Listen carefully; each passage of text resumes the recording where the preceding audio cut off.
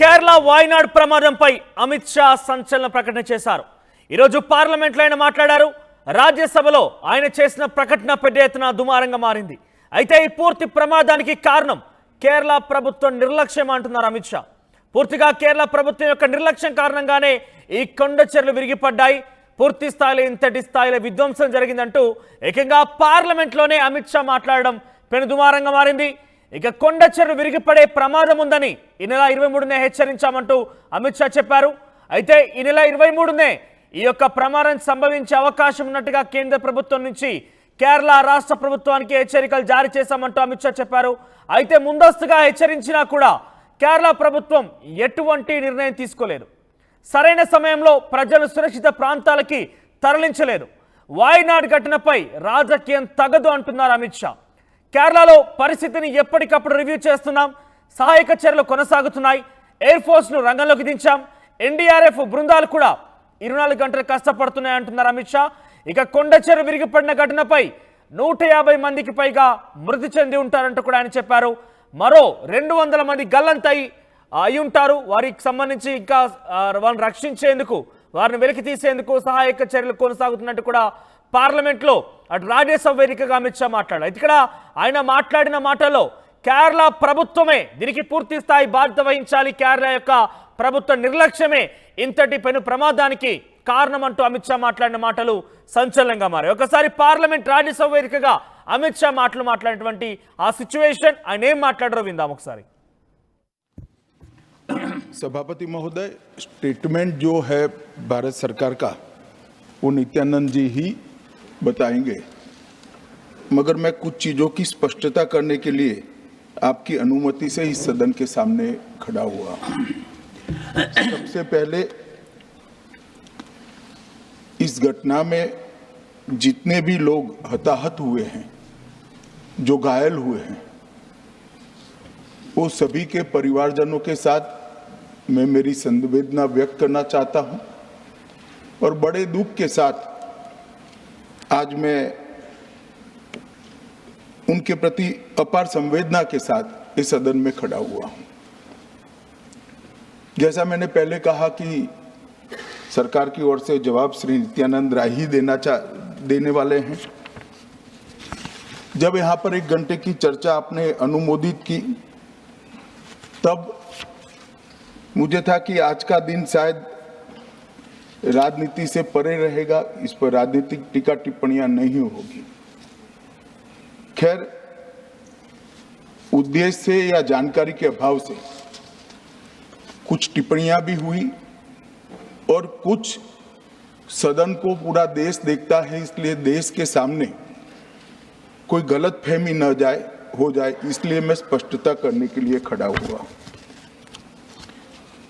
दोषारोपण हुआ या जानकारी के अभाव में मुझे मालूम नहीं है, मगर मुझे स्पष्टता करनी है माननीय महोदय, आपके माध्यम से, सदन से और सदन के माध्यम से पूरे देश को। Early warning, early warning, early warning, early warning बोलते ही गए।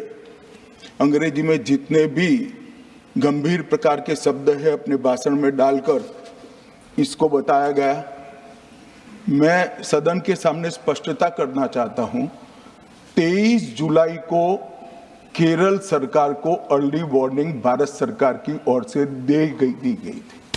23 जुलाई, 7 दिन फिर 24 को गई, फिर 25 को गई, 26 तारीख को मान्यवर ये कहा गया कि 20 सेंटीमीटर से ज्यादा वर्षा होगी, भारी वर्षा होगी, लैंडस्लाइड होने की संभावना है, मड भी रस होकर आ सकता है और लोग इसके अंदर दबकर मर भी सकते हैं। मैं कुछ कहना नहीं चाहता था मान्यवर, मगर भारत सरकार की अर्ली वार्निंग सिस्टम पर सवाल किए गए, इसलिए मैं कहता हूं please listen us, please listen अस, मत चिल्लाइए, प्लीज रीड इट। जो वार्निंग भेजा है उसको पढ़िए जरा। और इस देश में कई राज्य सरकारें ऐसी हैं जिन्होंने इस प्रकार की वार्निंग का उपयोग कर जीरो कैजुअलिटी डिजास्टर मैनेजमेंट किया है। मैं ओडिशा राज्य सरकार के लिए भी, उस वक्त हमारी नहीं थी, नवीन बाबू की थी, हमने 7 दिन पहले साइक्लोन का अलर्ट भेजा, सिर्फ एक व्यक्ति मारा गया, वो भी गलती से मारा गया। गुजरात सरकार को हमने साइक्लोन का अलर्ट 3 दिन पहले भेजा, एक पशु भी नहीं मरा साहब। मगर मैं बड़ी विनम्रता के साथ कहना चाहता हूं कि आप जो घिसे पीटे शब्द यहां लेकर आए हैं और डिमांड ही करते जा रहे हैं। अर्ली वार्निंग सिस्टम है, भारत सरकार ने 14 के बाद अर्ली वार्निंग सिस्टम के लिए 2000 करोड़ रुपया खर्च किया है और इसको साझा किया जाता है मान्यवर। 7 दिन पहले हर राज्य को सूचना भेजी जाती है और वो सूचना साइट पर सबके लिए भी उपलब्ध है, माननीय सांसदों के लिए भी उपलब्ध है। मगर कुछ लोगों को है कि यहाँ की साइटें खोलते ही नहीं है, विदेश की ही खोलते हैं। तो अब विदेश में तो इसकी अर्ली वार्निंग सिस्टम आएगी नहीं, हमारी साइट देखनी पड़ेगी मान्यवर। वर्षा, एक मिनट आप सुनो भाई, मैंने ध्यान से आपको सुना है, सुनिए जरा। नो प्लीज, इस तरह से नहीं चलेगा, सदन है। The facts and figures and details are being imparted. Please, मान्यवर, Honorable Minister. मैं तो उस उद्देश्य से ही कहता हूं इसको सुनकर सभी राज्य अलर्ट हो, अर्ली में अलर्ट हो जाए। मेरा किसी को ताना लगाने का आशय नहीं है। वर्षा के लिए अर्ली वार्निंग सिस्टम है, हीट वेव के लिए है, तूफान के लिए है, चक्रवात के लिए है, यहां तक बिजली के लिए भी अर्ली वार्निंग सिस्टम है, जो 10 मिनट पहले बिजली अक्षांश रेखांक के साथ कहां गिरेगी वो सीधा कलेक्टर को इन्फॉर्म करती, मगर इसका कोई जिक्र नहीं कर रहा है। मैं तो मानता हूं जानकारी का अभाव होगा, जानकारी का अभाव है तो भी ठीक नहीं है, और राजनीति है मान्यवर तो बहुत दुखद है मान्यवर। कई सारे राज्यों ने इसका उपयोग भी किया है और परिणाम भी आए, और इस अर्ली वार्निंग सिस्टम के तहत मैं आज सदन को बताना चाहता हूं, 23 तारीख को ही मेरे ही अनुमोदन से 9 एनडीआरएफ की टीमें केरल के लिए रवाना हो गई थी कि वहां लैंडस्लाइड आ सकता है। भारत सरकार ने 9 एनडीआरएफ की टीमें विमान से वहां भेजी। मैं पूछ सकता हूं मान्यवर, इतना मुझे पूछते हैं सारे लोग, केरल सरकार ने क्या किया? अनधिकृत लोग रह रहे थे, नहीं रह रहे थे, मगर वल्नरेबल सिचुएशन तो थी। इनको शिफ्ट किया गया क्या? क्यों नहीं किया गया? कौन रोकता था? और शिफ्ट किया तो मरे कैसे? शिफ्ट पहले नहीं किया गया है, बाद में किया गया है। जितना बोलोगे उतना नुकसान होगा। मैं बोलना नहीं चाहता, परंतु जब आप आरोपात्मक तरीके से बात करते, मैं शांति से यहाँ बैठकर सुनने ही आया। मान्यवर, मैं आज आपके माध्यम से कहना चाहता हूं कि early warning system Narendra Modi ji 2014 में प्रधानमंत्री बने, 2016 से ये प्रोजेक्ट चालू हुआ और 23 तक दुनिया की सबसे आधुनिक अर्ली वार्निंग सिस्टम कहीं पर है तो भारत में। और इसका 7 दिन पहले इसका अनुमान देने वाले 4 ही देश है, उसमें से एक भारत है। मगर उसको पढ़ना पड़ता है, डिमांड करने से कुछ नहीं होता। मान्यवर, जो उन्होंने कहा कि भाई डिजास्टर के पैसे रिलीज करने का राज्य के साथ पास अधिकार नहीं है, वो गलत है मान्यवर।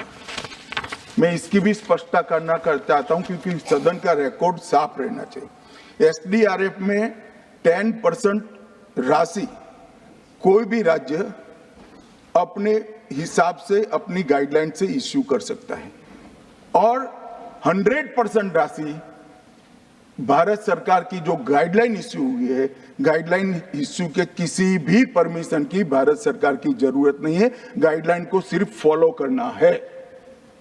मगर जो ये डिजास्टर के पैसे हैं और कोई हेड के अंदर तो खर्च नहीं हो सकते, हमें इतना तो चेक एंड बैलेंस रखना पड़ेगा। तो फिर भी 10% खर्च तो डिजास्टर के नाम से कुछ भी आप करें कोई नहीं पूछता है। 90% खर्च आप गाइडलाइन के हिसाब से डिजास्टर के लिए भारत सरकार की कोई परमिशन लेने की जरूरत नहीं। और बंगाल का भी कहा मान्यवर, डिटेल स्टेटमेंट नित्यानंद जी पढ़ेगी, मतलब मैं स्ट्रक्चर स्टेटमेंट नहीं दे रहा हूं, सिर्फ स्पष्टताएं कर रहा हूं।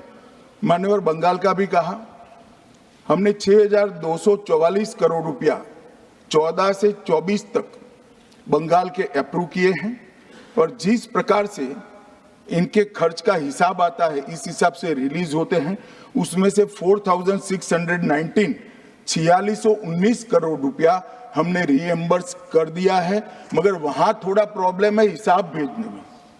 अब वो तो मैं अच्छे से नहीं कर सकता साहब, बंगाल ने ही करना पड़ेगा।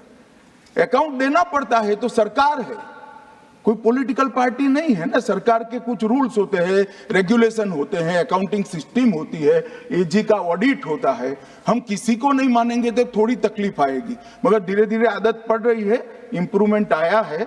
इसीलिए 6244 में से 4619 करोड़ रुपया इनका रिलीज हो चुका है। और मैं फिर से कहना चाहता हूं मान्यवर, अर्ली वार्निंग सिस्टम दी गई थी, इसीलिए 23 तारीख को हमने एनडीआरएफ की 9 बटालियन वहां पर 9 बटालियन वहां पर हमने भेज दी थी और 3 कल रवाना करी है। एनडीआरएफ की बटालियन उतरने से भी अलर्ट अगर हो जाते तो काफी कुछ बच जाता, मगर मैं किसी पे दोषारोपण नहीं करना चाहता हूं। ये समय है केरल की सरकार के साथ खड़ा रहने का, केरल की जनता के साथ खड़ा रहने का, और जो लोगों की हानि हुई